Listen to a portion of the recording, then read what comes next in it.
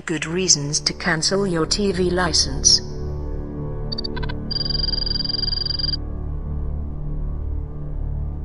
What began with 5 women claiming in an ITV documentary to have been sexually assaulted by Sir Jimmy Savile has now snowballed. Silence has been shattered. Caroline Moore was just 30. Another woman who says she was abused 40 Karen years Moore ago. told ITV 40 potential victims from the Broadmoor Hospital. There seems to be no end to the complaints. Newsnight's inquiry into Jimmy Savile last year started a chain of events that was to prove eventually disastrous for the BBC. It was the BBC who made Savile a star, but their handling of the revelations has put the broadcaster's reputation in jeopardy. Obviously, a lot of people knew about it. A lot of people knew what was going on. A lot of people didn't say anything. They just let this guy do what he was doing, and he was allowed to just have carte blanche and just do what the hell he was doing. It's a very, very sick story, and there are a lot of people out there who kept quiet and allowed this to happen to the children. I am appalled that this documentary was pulled when there was clearly enough evidence into a thorough investigation. And the fact is that not only did they pull the documentary at the 11th hour, they then went on to pay tribute to Jimmy Savile by celebrating his life. Yeah. And that to me is absolutely appalling. 2 programmes. With 2 programmes. Appalling. Those people at the BBC, they knew that there was enough evidence that had come to public attention since Jimmy Savile died. They knew that they had lots of evidence. They pulled the documentary and they went on to do shows like celebrations of Jim will fix it and everything, and it's absolutely appalling. You know, these people are disgraceful and disgusting. I would never touch the BBC with a barge pole. It's full of paedophiles and criminals. Don't pay your TV licence, because you're only paying for paedophile filmmakers to hide in the closet and molest children for God knows how many years. The BBC have been covering up this week, last week, and for 25 years the appalling behaviour of the paedophile rapist Jimmy Savile. They've been covering it up. They are as complicit as him. They facilitated it. They gave him a screen. They made the events happen, and they've been denying it. They've been denying it last week, this week, we don't know nothing. Yet they pulled a Newsnight programme. Esther Ranson, I knew about her, but what could I do? She was running Childline, Janet Street Porter, with a gob on her like you've never heard. I didn't have a voice, I didn't know who. What are you talking about? The BBC, the people that covered it up, they're the ones.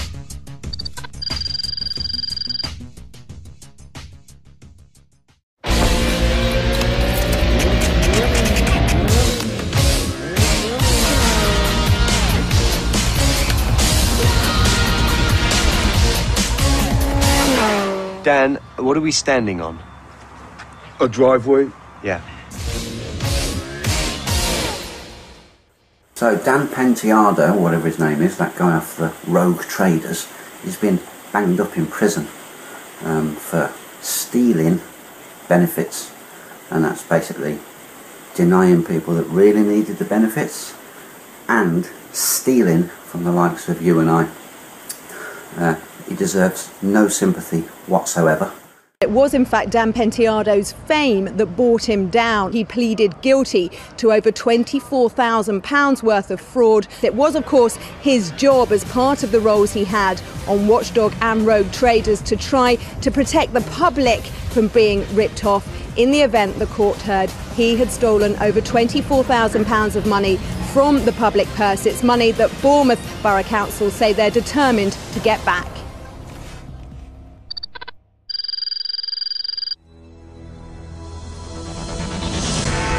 The BBC suspends all phone-in quizzes after admitting it has rigged yet more competitions. Even the charity programmes Children in Need, Comic Relief and Sports Relief featured fake winners.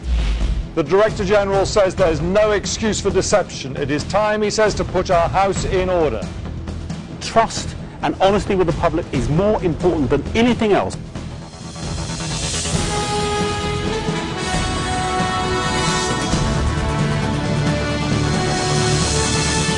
There will be a full internal review and anyone who does it again will be sacked. But will this be enough to salvage the BBC's reputation and restore viewers' trust? Oh, no, Del boy. No, you're Nelly.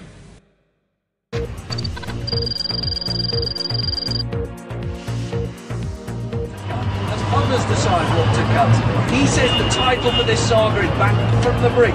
Others may say it's over the edge.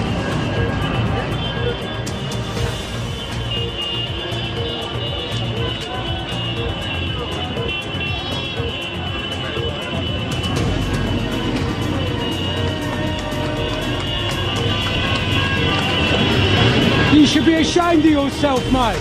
You should be ashamed. Shame on you, mate.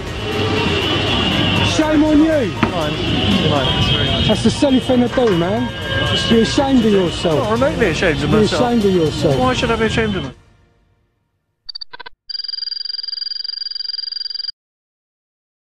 To anyone who has any doubts about the morality of not paying a TV licence, there's a wealth of research out there about what the BBC does with our money, where it comes from. They have a contract with the public to provide a neutral service. They are there to report in as neutral manner as possible, and they are contractually obliged to not accept money from any private corporation in doing their business. Selling our news and the way in which they report the news is strictly forbidden under contract. And the thing is, there has been a relationship with the European Union for some years where the BBC accept millions and millions and millions of pounds for the BBC to report favourably in all of their news reports the activities of the European Union. And for anyone who does any research into the European Union, how it's being organised, what they're trying to do, you will very quickly understand that it is a nefarious organisation, and it is backed and being managed by some very, very dubious people.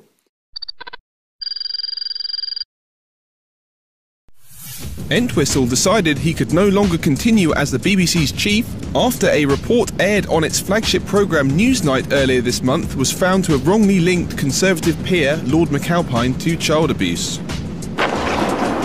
In light of the fact that the Director General is also the Editor-in-Chief and ultimately responsible for all content, and in light of the unacceptable journalistic standards of the Newsnight film broadcast on Friday 2nd November, I have decided that the honourable thing to do is to step down from the post of Director General.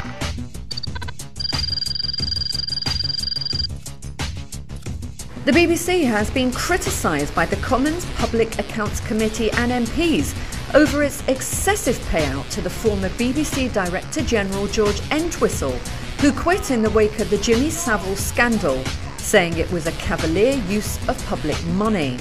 Entwistle, who resigned, was paid £450,000 after just 54 days in the job.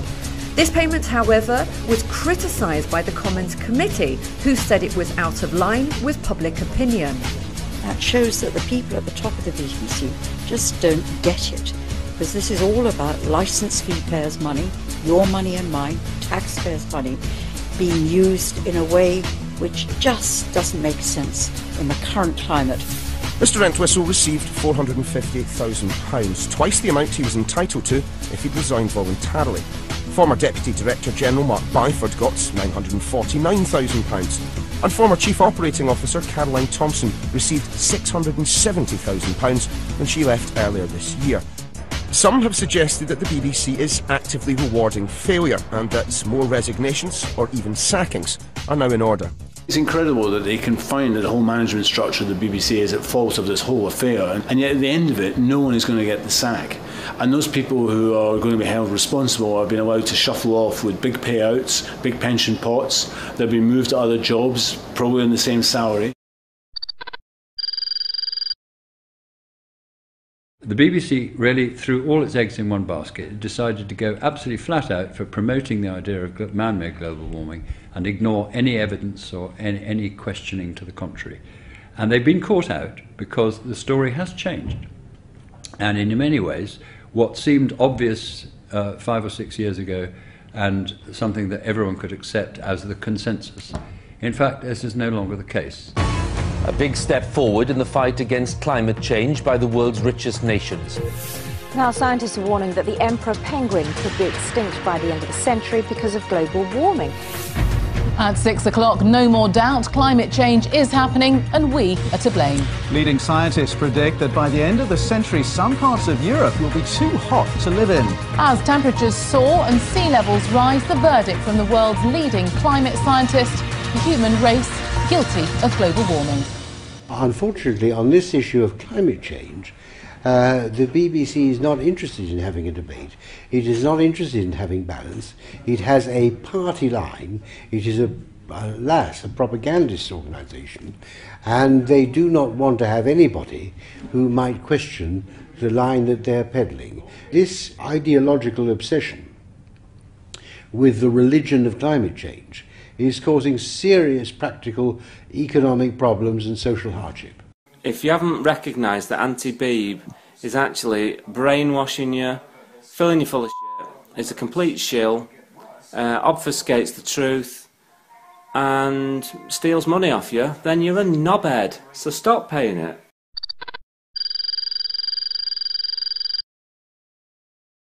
I didn't really realise the extent of this, but we've got BBC, as we all know it in the country, paid for out of BBC licence payers' money, £3 billion plus worth. And then on the side, we've got a private company, BBC Worldwide. It has grown off the back of the taxpayers' money. It's now £1.1 billion worth of global media organisation. And who is this organisation accountable to? Well, presumably its own board members. But something that's quite remarkable is that we, the licence payers in UK, are not allowed to watch the information this company's putting forward. It's an extraordinary situation. They're boasting about their financial results for 2010-11. Headline sales, 1.158 billion, which is up 7.8%, and a headline profit of 160 million, up 10.3%. Most people are totally unaware that this is really what the BBC is about. 1 minute you deal with it and it's claiming it doesn't have any money to do anything and the licence payers support it. And then if you move across a bit, we see this huge global organisation who's in control of it.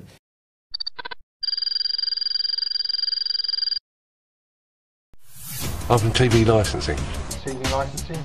Oh yeah, from TV Licensing. Oh, you TV Licence? The application for a warranty. Alright, well, it could be on file anyway. The mafia aspect of the BBC is something that really should be coming out right now because we have a Gestapo, really that's how the TV license collectors work, trying to shake you down for £140 a year to get you to pay for programs that you don't want. TV license is a trademark of the BBC. So they've been able to license that trademark out and other companies have been able to operate under the TV license banner. And also we see the ads on billboards, which are basically intimidation, threatening ads, also ads that are encouraging people, in some cases in the past, to snitch on their neighbors, and threatening you with a jail sentence, huge fines, and people coming to your door. People who coming to your door, who if you actually look at what is going on there, they're actually people from limited companies like Capita, and they're soliciting money. And they're obtaining money by deception in some cases.